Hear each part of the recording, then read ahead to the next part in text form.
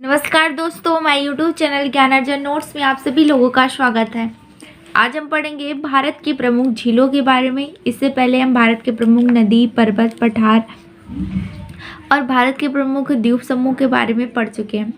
आज हम यहाँ पर भारत की झीलों के बारे में पढ़ेंगे। तो आइए पढ़ते हैं। अगर आपने वीडियो नहीं देखा तो आप प्लेलिस्ट में जाकर देख सकते हैं। सारी वीडियो प्लेलिस्ट में पड़ी हुई है इंडियन जियोग्राफी के नाम से। तो आइए पढ़ते हैं भारत की प्रमुख झीलों के बारे में। Lake of India. झील की पहले तो हम देखेंगे परिभाषा के रूप में। अगर आपसे कोई पूछे कि झील किसे कहते हैं तो आप क्या बताएंगे? झील lake is a water body, या झील एक जलीय निकाय है या स्थल रुद्र निकाय होता है। इसका उपयोग किस रूप में किया जाता है? इरिगेशन, सिंचाई के रूप में, ड्रिंकिंग वाटर, पीने के पानी के रूप में, टूरिज्म यानी पर्यटन के रूप में, और बायोडाइवर्सिटी। यहाँ पर जैव विविधता अधिक होती है जिसके कारण यह पर्यटन के लिए अच्छा माना जाता है जो झील होती है। अब हम देखेंगे झील कितने प्रकार की होती है। तो सबसे पहले आइए देखते हैं। झील तो मुख्यतः 4 प्रकार की होती है। सबसे पहले एक एक कर हम देखेंगे। सबसे पहले देखते हैं क्रेटर लेक। क्रेटर लेक किसे कहते हैं? इसका निर्माण कैसे होता है? Crater lake formed by volcano, यानी ज्वालामुखी उद्गार से इसका निर्माण होता है। ज्वालामुखी के कारण क्या होता है कि ज्वालामुखी के मुंह पर, जिसे हम ज्वालामुखी के मुख को हम क्या कहते हैं? क्रेटर के नाम से जानते हैं। उस क्रेटर में क्या होता है कि पानी गड्ढे के आकार का होता है, और उसमें क्या होता है कि जब बारिश होती है उसमें पानी भर जाता है। उसी को हम क्रेटर लेक के नाम से फिर जानते हैं। जब क्रेटर के मुख में पानी भर जाता है तो इसका निर्माण होता है। किसका निर्माण होता है? क्रेटर झील का निर्माण होता है। जैसे देखिए ये ज्वालामुखी देखिए ये स्थल है, और यहाँ से देखिए ज्वालामुखी उद्गार हो रहा है। और जब ज्वालामुखी उद्गार हुआ तो ज्वालामुखी में उद्गार होता है तो सबसे ज़्यादा क्या पाया जाता है? उसमें जलवाष्प की मात्रा भी अधिक होती है।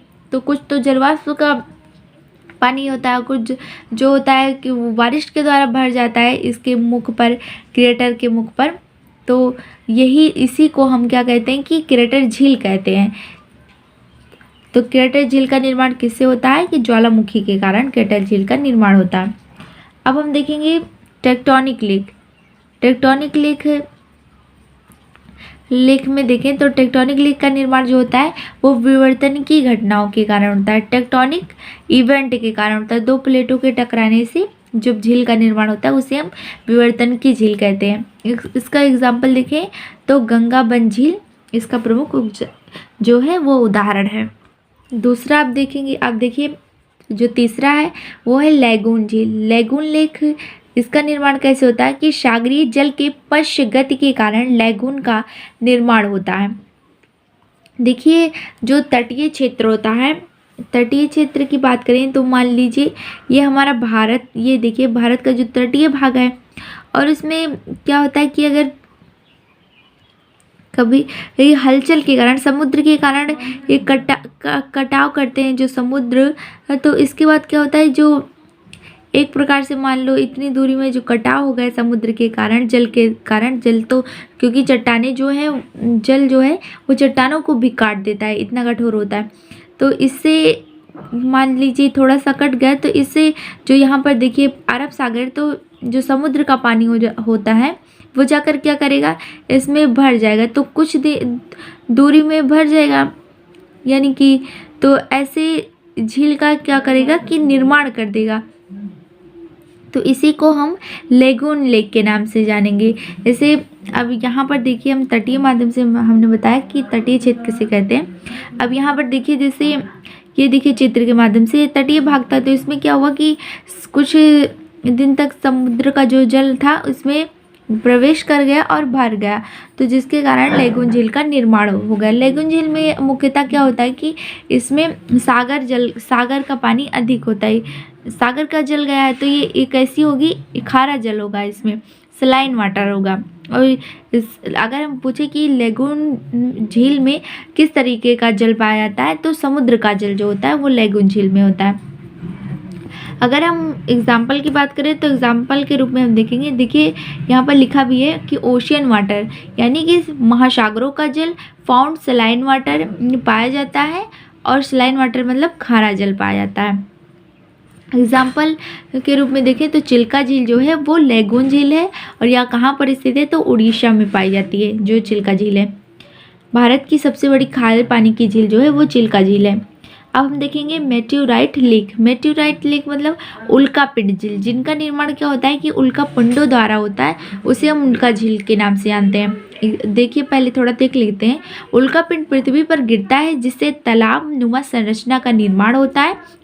एग्जाम्पल के रूप में क्या है लोनार झील, जो चित्र के माध्यम से देखें तो ये हमारी अर्थ है या ये हमारी पृथ्वी है और पृथ्वी के चारों ओर हम जानते हैं कि क्या है कि वायु की एक मोटी परत बिछी हुई है वायुमंडल की। जब उल्कापिंड जब क्या होता है कि क्षुद्र ग्रह, मंगल ग्रह और बृहस्पति ग्रहों के बीच में एक छोटे छोटे क्षुद्र ग्रहों की पट्टी श्रृंखला पाई जाती है। उन क्षुद्र पिंडों को, उल्का पिंडों को क्या होता है कि मंगल ग्रह अपनी ओर आकर्षित करता है। और फिर ये मंगल ग्रह, अनेक ग्रह जो ग्रह हैं वो 8 ग्रह सूर्य का चक्कर लगा रहे हैं, तो ये चक्कर लगाते हैं मंगल ग्रह क्या होता है थोड़ा ऊपर चला जाता है, तो कुछ मात्रा में ये मंगल ग्रह पर गिर जाते हैं और कुछ मात्रा में क्या होता है कि पृथ्वी पर गिरने लगते हैं। तो पृथ्वी का चक्कर चंद्रमा लगाता है तो सबसे ज़्यादा अधिक मात्रा में ये हमेशा रोज चंद्रमा पर ही गिरते हैं, खूब ढेर सारे, क्योंकि हमने देखा कि चंद्रमा पर बहुत सारे गड्ढे पाए जाते हैं। तो वो गड्ढे किस कारण बने, इन उल्का पिंडों के कारण ही बने हैं। लेकिन जब ये पृथ्वी पर गिरते हैं तो वायुमंडल की जो पृथ्वी पर परत है वो इसे वायुमंडल में ऊपर ही नष्ट कर देती है। लेकिन जो बड़े मात्रा में होते हैं यानी कि भारी होते हैं वे कभी ना कभी क्या होते हैं कि पृथ्वी पर गिर जाते हैं। तो वही जब पृथ्वी पर गिरते हैं तो पृथ्वी के स्थल भाग पर क्या करते हैं कि गड्ढे का निर्माण करते हैं और उस गड्ढे में जब जल या बारिश होती है तो बारिश वर्षा का जल जो होता है उसमें भर जाता है। तो इस प्रकार से हम कहते हैं कि ये किस चीज़ का निर्माण हो गया है, उल्कापिंड झील का निर्माण हुआ है। जो उल्का के कारण बनते हैं उसे हम उल्कापिंड झील के नाम से जानते हैं। अगर हम उसका एग्जाम्पल देखें तो लोनार झील जो महाराष्ट्र में है वह कौन सी झील है, वह उल्का झील है। अब हम क्या करेंगे कि एक एक कर झीलों के बारे में पढ़ेंगे। सबसे पहले किस झील के बारे में, चिल्का झील के बारे में पढ़ेंगे। चिल्का झील जो है वो कहाँ स्थित है तो यह उड़ीसा में स्थित है, उड़ीसा राज्य में स्थित है, located in Orissa state. It is lagoon lake, या एक लेगून झील है। इसमें सलाइन वाटर पाया जाता है, लवणीय जल पाया जाता है। इसका क्षेत्रफल के आधार पर यह सबसे बड़ी झील है। On the basis of area largest, मतलब कि क्षेत्रफल के आधार पर यह भारत की सबसे बड़ी झील है। 1981 में क्या हुआ, इसे रामसर वेटलैंड यानी रामसर आर्द्र भूमि के रूप में से घोषणा कर दी गई इसकी 1981 में। अब हम देखेंगे कि रामसर आर्द्र भूमि किसे कहते हैं कि ऐसी झील जिसमें 8 महीने तक पानी भरा हो, ऐसी झील को हम रामसर आर्द्र भूमि में रखते हैं। रामसर जो चिल्का झील है यहाँ पर अधिक मात्रा में माइग्रेटेड बर्ड आते हैं, यानी प्रवासी पक्षी यहाँ पर आते हैं और प्रवासी पक्षी अधिक मात्रा में यहाँ पर आते हैं, जिसके कारण इसे बर्ड आइलैंड के नाम से भी जाना जाता है। इसका एरिया कितना है चिल्का झील लेक की देखें तो इसका एरिया 223 किलोमीटर स्क्वायर में यह फैली हुई है। अगर पूछे कि भारत की पहली रामसर वेटलैंड कौन सा है तो वो कौन सा है, वो चिल्का लेक है, झील है। अब हम देखेंगे सांभर लेक। सांभर लेक यह कहाँ पर है, यह राजस्थान में स्थित है। इसकी लेंथ कितनी है तो इसकी जो लंबाई है वो 35 किलोमीटर है और इसकी जो गहराई है वो मैक्सिमम 3 मीटर है। यहाँ पर इस लेक में क्या होता है कि यहाँ पर सलाइन वाटर पाया जाता है, लवणीय जल पाया जाता है। पार्ट ऑफ ये जो झील है वो सांभर लेक जो है यह तैथिस सागर का भाग है। और हमने देखा कि जिसमें समुद्र का जिसमें जल पाया जाता है वो झील कैसी होती है, वो लेगून झील के रूप में जानी जाती है। तो यह राजस्थान में फैली और राजस्थान के किन राज्यों में फैली तो ज़्यादा जयपुर और अजमेर के क्षेत्र में यह फैली हुई है। इसे 1990 में रामसर वेटलैंड इसे घोषित कर दिया गया था। इस सांबर लेक का पानी तो हम पी नहीं सकते। इसमें क्या होता है कि इससे हम साल्ट प्रोड्यूस करते हैं, यानी कि नमक का उत्पादन करते हैं। और कितना परसेंट, तो 9% हम नमक का उत्पादन करते हैं। so, इंडिया के लिए जो है वो 9% हम उत्पादन करते हैं, पूरे इंडिया की बात की जाए तो। लेकिन अगर हम राजस्थान की बात करें, राजस्थान राज्य में इसका जो उत्पादन होता है वो 90% होता है, यानी जो है वो 90% होता है। और भारत में अगर इसका उत्पादन देखें नमक का कितना होता है, तो 9% होता है। तो हमने देखा कि सांबर लेक का जो सांबर लेक से हमें नमक की प्राप्ति होती है, राजस्थान के लिए 90% और भारत के लिए 9%। सांबर लेक में क्या होता है कि सांबर लेक या टूरिज़्म के लिए जो है वो प्रसिद्ध है। यहाँ पर अधिक मात्रा में माइग्रेटेड पक्षी आते हैं, प्रवासी पक्षी आते हैं। और प्रवासी पक्षी में अफ्रीका के फ्लेमिंगो पक्षी आते हैं। और इसमें क्या हुआ था कि अक्टूबर नवंबर के महीने में 2019-20 की घटना है। इसमें क्या हुआ कि बोटुलिज्म नाम से विषाणु जनित रोग यहाँ पर फैल गया, जिसके कारण और ये जो बोटुलिज्म जीवाणु है, इसने सबसे ज़्यादा किसको प्रभावित किया, तो पक्षियों के तंत्रिका तंत्र को सबसे अधिक प्रभावित किया। अब हम देखिए यहाँ पर लिखा है कि जिसके कारण पक्षियों का तंत्रिका तंत्र प्रभावित हुआ और इससे हजारों की संख्या में उनकी मृत्यु हो गई। पक्षियों की मृत्यु क्या हो गई कि तंत्रिका तंत्र के प्रभावित होने से हजारों की संख्या में जो प्रवासी पक्षी आए थे फ्लेमिंगो, उनकी मृत्यु हो गई। तो अगर पूछा जाए कि बोटुलिज्म जो नामक जीवाणु जनित रोग है वह किस पक्षियों को प्रभावित किया था उसने, तो फ्लेमिंगो पक्षियों को प्रभावित किया था। और कितनी संख्या में पक्षी जो है वो पक्षियों की मृत्यु हो गई थी, तो हजारों की संख्या में इनकी मृत्यु हो गई थी। और 21 लेक पर आए थे, तो सांबर लेक के कहाँ के पक्षी थे, तो अफ्रीका के थे। अब हम देखेंगे वेम्बनाड लेक। वेम्बनाड जो लेक है यह कहाँ पर स्थित है, तो यह केरल में स्थित है। और इसकी जो लंबाई है वो कितनी है, ये 96 किलोमीटर के क्षेत्र में फैली हुई है, स्क्वायर के क्षेत्र में। यह लार्जेस्ट लेक ऑफ इंडिया, यह भारत की लंबाई के आधार पर यह भारत की सबसे लंबी झील है। और इसमें किस प्रकार का पानी पाया जाता है, तो इसमें ब्रैकिश वाटर, 2 प्रकार के इसमें जो है वो जल पाए जाते हैं। पहला तो हम देखेंगे फ्रेश वाटर जो है वो पेरियार लेक का पाया जाता है, पेरियार रिवर का पाया जाता है। पेरियार नदी कहाँ पे बहती है, तो ये तमिलनाडु और केरल के क्षेत्र में ये प्रवाहित होती है। और सलाइन वाटर कहाँ पर किसका पाया जाता है, तो अरब सागर का जो है वो खारा जल इसमें पाया जाता है। और इसमें क्या होता है कि वेम्बनाड झील में नेहरू ट्रॉफी की शुरुआत हुई थी कि वोटिंग रेस, यहाँ पर रेसिंग होती है, जिसके कारण यहाँ पर नाव चलाया जाता है। नाव की जो होती है वो रेस होती है और जो जीतता है उसे नेहरू ट्रॉफी दिया जाता है। अब आइए देखते हैं वुलर लेक। वुलर लेक कहाँ पर स्थित है, तो यह श्रीनगर में स्थित है। श्रीनगर जम्मू कश्मीर की राजधानी क्या है, श्रीनगर है। और जम्मू कश्मीर अब केंद्र शासित प्रदेश के रूप में जाना जाता है। वुलर झील जो है वो मीठी पानी की सबसे बड़ी झील है। यहाँ पर झेलम रिवर या झेलम नदी से जो है वो यहाँ से वुलर झील से झेलम नदी जो है वो प्रवाहित होती है। लार्जेस्ट फ्रेश वाटर, हमने देखा इसका जो पानी है वो बहुत ही फ्रेश है, यानी कि शुद्ध है। ये सबसे बड़ी शुद्ध भारत की सबसे बड़ी शुद्ध पानी की झील क्या कौन सी है, तो वो है वुलर झील। कहाँ पर स्थित है, तो जम्मू कश्मीर के श्रीनगर में यह स्थित है। और इसका प्रयोग किस लिए किया जाता है, तो इरिगेशन के लिए, ड्रिंकिंग के लिए। ये हमने पहले भी देखा था कि झीलों का प्रयोग किया जाता है।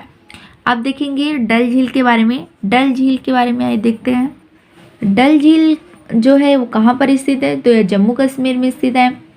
ये किस लिए फेमस है, तो ये पर्यटन के लिए फेमस है, क्योंकि इस झील में शिकारा चलाए जाते हैं। शिकारा क्या होता है कि फ्लोटिंग हाउस होते हैं, ये लकड़ियों के बने होते हैं। और जो एक तरीके से लकड़ियों का प्रयोग करके जो नाव होती है वो घर के आकार की बना दी जाती है और उसे हम फ्लोटिंग हाउस के नाम से जानते हैं। इसलिए यहाँ पर अधिक मात्रा में बहुत सारे लोग यहाँ पर, यानी कि ये दृश्य बहुत ही अच्छा होता है डल झील का, जब इसमें शिकारा चलाए जाते हैं और देखने में काफ़ी अच्छा होता है। इसलिए अब पर्यटन के लिए जो डल झील है वो प्रसिद्ध है। शिकारा जो है वो लकड़ियों के बनाए जाते हैं, लकड़ियों के घर होते हैं, एक प्रकार से लकड़ियों की नाव से घर, नाव के ऊपर जो है वो एक प्रकार से घर बनाया जाता है। अब हम देखेंगे लोकटक लेक। लोकटक लेक क्या है? मणिपुर के मोरंग जिले में स्थित है। तो आप कैसे याद कर सकते हैं? देखिए लोकटक, तो टक टक के क्या आते, तो वो शाम जो है वो टक टक की आवाज़ करते हैं। तो मणिपुर कहाँ पर, लोकटक झील कहाँ पर है? मणिपुर में है। और यह fresh water lake of north east, यह जो झील है वो नॉर्थ ईस्ट की जो है सबसे अच्छी, यानी कि शुद्ध जल की जो है वो झील है। नॉर्थ ईस्ट मतलब उत्तर पूर्वी क्षेत्र में।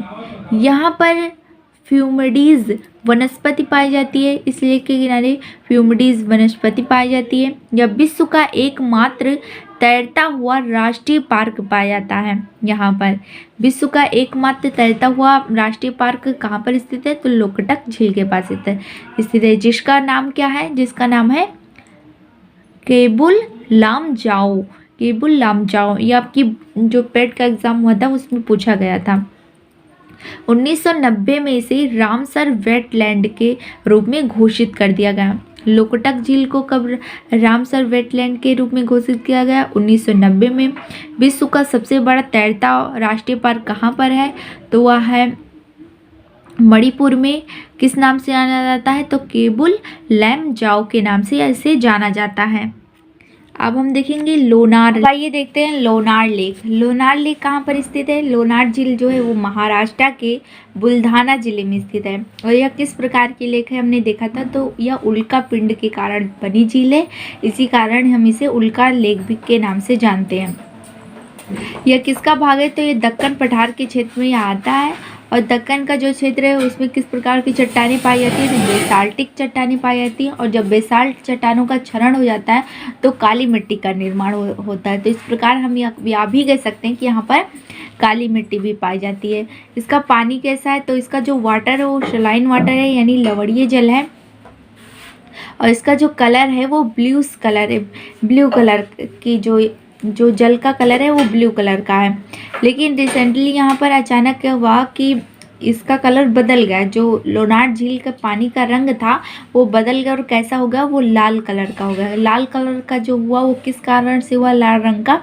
तो हुआ डनलिएला सेलिना एल्गी। एल्गी मतलब शैवाल के कारण जो है इसका रंग जो हो गया, कैसा हो गया? वो लाल कलर का हो गया, लाल रंग का हो गया। क्योंकि इस झील में बहुत सारे डनलिएला जो सेलिना एल्गी थे इनकी मृत्यु हो गई, जिसके कारण इसका कलर रेड हो गया है। अगर पूछा जाए कि डनलिएला सेलिना एल्गी किस झील में पाए जाते हैं, तो वो लोनार झील में पाए जाते हैं। लोनार झील कहाँ स्थित है? तो यह महाराष्ट्र में स्थित है। अब हम देखेंगे चोलामू लेक। चोलामू झील कहाँ पर स्थित है? सिक्किम में स्थित है। और ये ऊंचाई के आधार पर भारत की सबसे बड़ी लेक है। इसकी जो हाइट है वो 5100 मीटर है। इसमें क्या होता है कि इसमें ग्लेशियर का पानी आता है। और इसका जो चोलामू लेक का जो पानी है वो कैसा है? तो इसमें हैवी वाटर पाया जाता है, यानी भारी जल पाया जाता है।